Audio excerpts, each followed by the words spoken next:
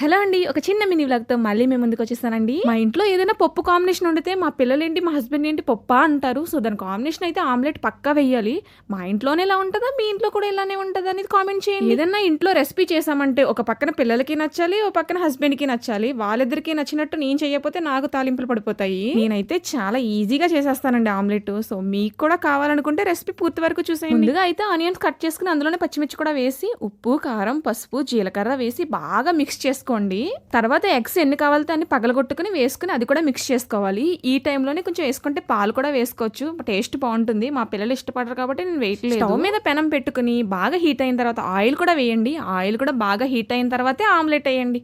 So taste అయితే అదిరిపోతుంది. స్మెల్కి అయితే అప్పుడే వేడివేడిగా తింటేనే ఆమ్లెట్ అనేది చాలా టేస్టీగా అనిపిస్తుంది. వేడివేడి అన్నంలో పప్పు వేసుకుని ఈ ఆమ్లెట్ ముక్క పెట్టుకుని తింటే ఉంటదండి అదరహో అదరహ. ఇలా ఒకసారి మీరు కూడా ట్రై చేయండి. వీడియో నచ్చితే మాత్రం లైక్ చేయండి, షేర్ చేయండి, సబ్స్క్రైబ్ చేయండి.